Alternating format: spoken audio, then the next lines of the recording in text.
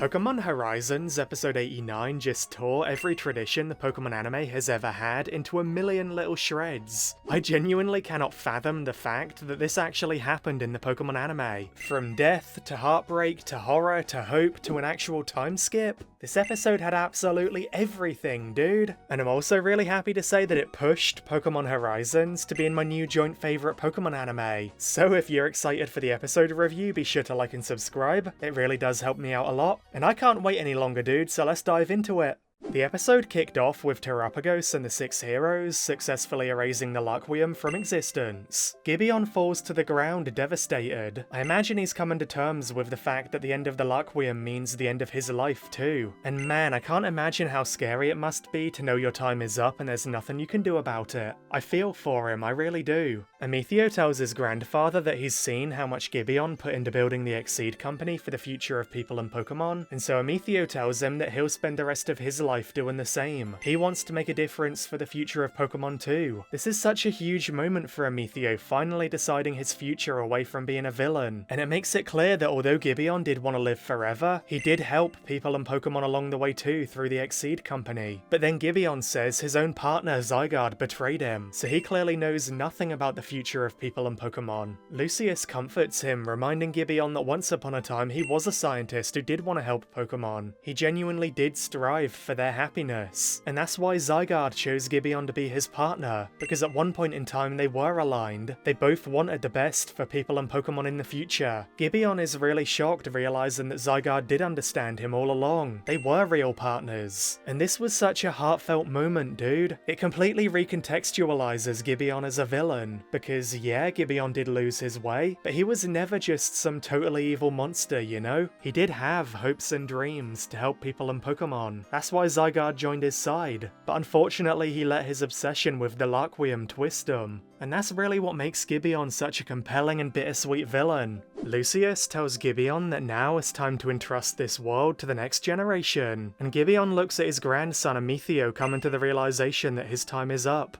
Gibeon smiles and accepts everything that's happened, as the two of them begin glowing pink. Man, are they really going to hit us with a Pokemon Mystery Dungeon moment right now? Get the tissues ready, because now that the Laqueum has been erased, Lucius and Gibeon are being erased too. And the music is so sad, man. Lucius begins bidding farewell to everyone, knowing that his final mission is complete, and everyone else just watches in shock and sadness. Lucius then thanks his partners, the Six Heroes, for everything they've done, for all the adventures they had together, and man, this next part actually broke me. As Lucius begins to disappear, Pogogo begins to slip through his fingers, fall into the ground. But before it hits the ground, Liko is there to catch it. That's so deep and sweet, dude. Liko promises Lucius that she'll look after Pogogo in the future, and then Lucius and Gibeon stand side by side, being allies once again for the first time in 100 years, and they say that Ristal is waiting for them and that their adventures aren't over yet. Dude, I can't. I actually had tears in my eyes watching this. Ristal has waited for them in the afterlife for so long, and finally they're gonna reunite. Now that Lucius has protected the future, and now that Gibeon has seen the error of his ways, they can finally move on and reunite with Ristal. This is so utterly heartbreaking, but so touching at the same time. I'm so happy that Lucius and Gibeon have managed to find peace in their death. That's all any of us can hope for, you know? Amicio is upset seeing his grandfather fading away, but Gibeon's final words are telling Amicio to follow the path that he and Ceruledge believe in. Lucius and Gibeon then fade out of existence with smiles of acceptance on their faces. Dude. I genuinely had tears in my eyes watching that. After so long, the story of Lucius and Gibeon has come to an end. Our heroes are heartbroken and the explorers are stunned too, but amidst all of the sadness and heartbreak, Pogogo and Liko find happiness in knowing that at least they got to see Lucius one final time.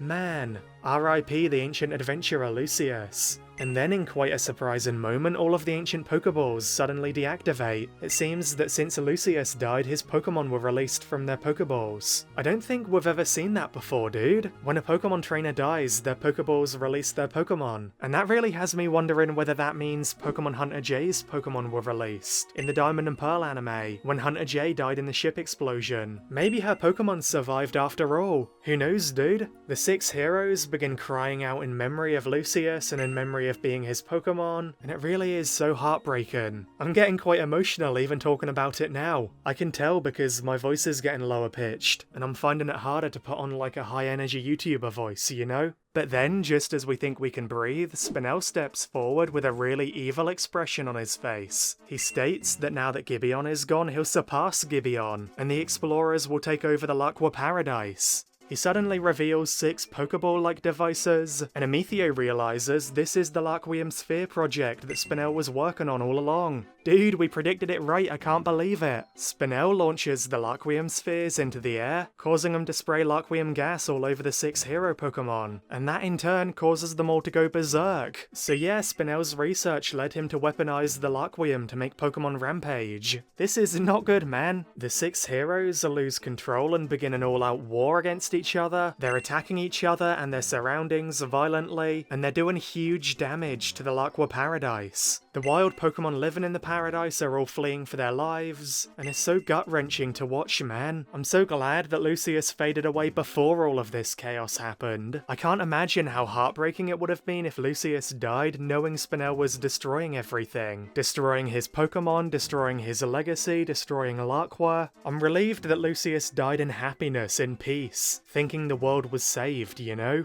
That small mercy is all we've got right now. Our heroes are shocked and helpless, they don't have the power to stop the 6 heroes, and Liko screams out begging for them to stop going berserk, but then the 6 heroes target her instead. Friede watches in absolute horror as the 6 heroes explode attacks into Liko, but luckily then it's revealed that Rayquaza blocked the attack. Rayquaza is still on their side, it isn't affected by the Laqueum. Man, Rayquaza is a real one. Roy realizes that Rayquaza wants them all to flee. Rayquaza's basically saying, I'll handle the rest. You guys get to safety. And then Zir and Konya arrive. This was so awesome, man. Zir and Konya could have easily fled immediately as soon as stuff started going wrong, but instead they stayed and risked their lives to come and save Amicio. They're real ones too, man. Liko and Amicio nod at each other in joint understanding, and then Amicio flees with Zir and Konya. It's very clear that Liko and Amicio's bond will continue in the future thanks to this scene. This definitely isn't the end of Amicio's character in the story. Rayquaza begins fighting the 6 heroes 1v5 style, as Liko, Roy and Dot return their Pokemon and flee. But then the ground erupts from beneath them and all of the belongings Liko had in her bag, Lucius's ancient Pokeballs, Lucius's belt, Lucius's diary and photo, all of it falls into a bottomless ravine. And man, this actually broke me, dude. That's Lucius's memory, his entire legacy, all his adventures, the very things that started and fueled this journey, all gone forever just like that.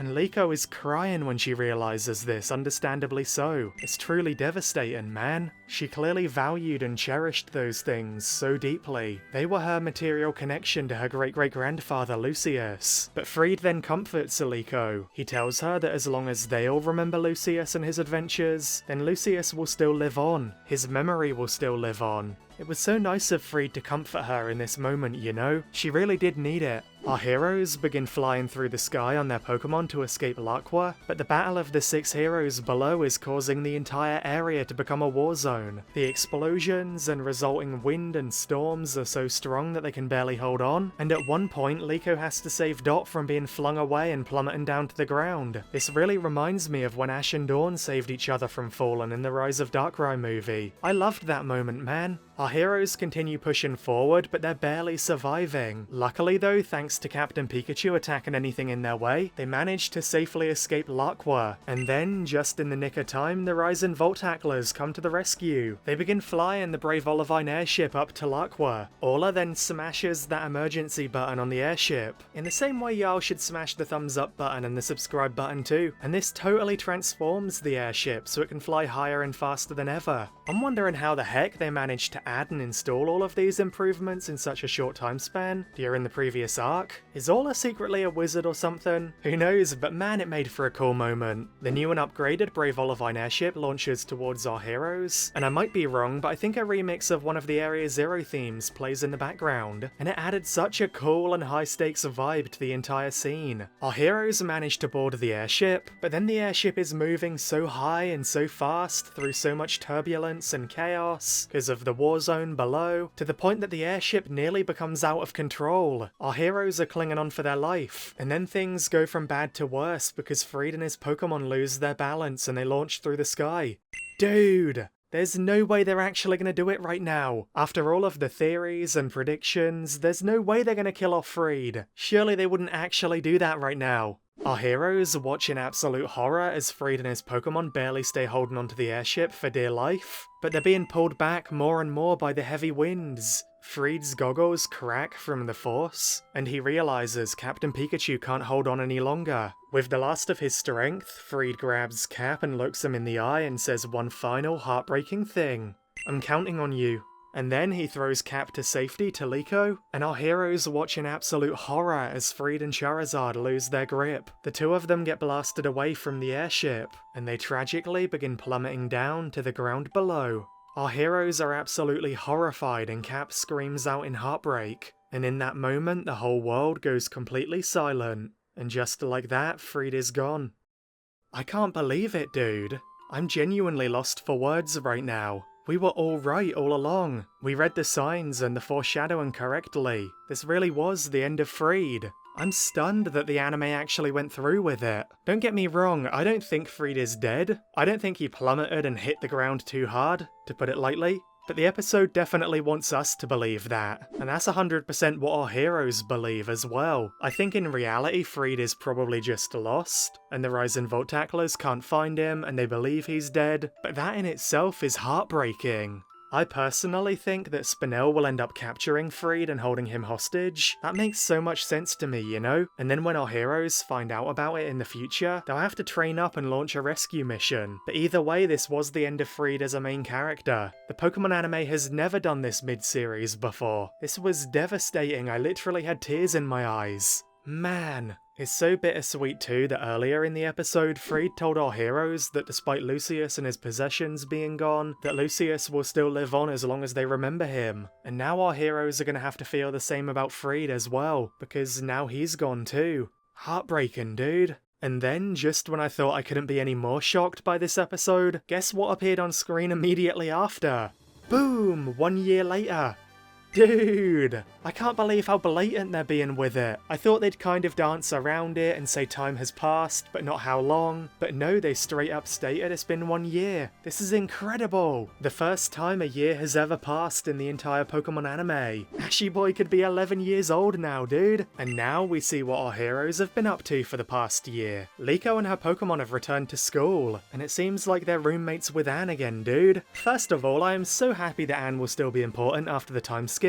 We love Anne in this community, we cherish any moment we get with her. I'm excited to see if she got any changes during the time skip as well. And yeah, this is confirmation that Liko and Roy and the others split up as a group after Friede's demise. That hits so hard, man. After everything, they went their separate ways. We then see the news on TV reporting about the incident on the Kamuri Mountain. You know, everything that happened in Lakwa that we just watched? And dude, they're interviewing the new leader of the X-Seed Company, Spinel. Spinel took over the X-Seed Company when Gibeon died.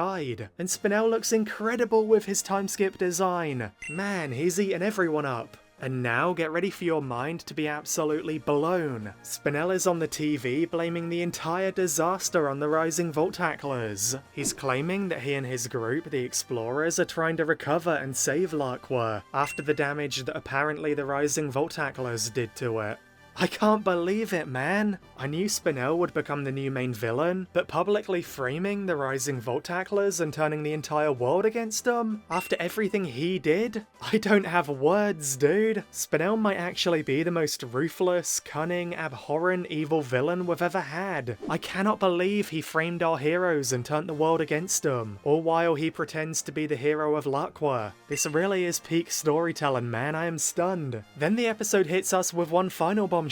We see an older Roy and his Pokemon, including Captain Pikachu and his new Shiny Lucario, and he has a Mega Bracelet as well. And yeah, they're on their own journey away from everyone else. It seems that Roy has gotten up to a lot during the time skip, dude. I can't wait to see everything about his Lucario and his Mega Bracelet. And yeah, that's where the episode ended.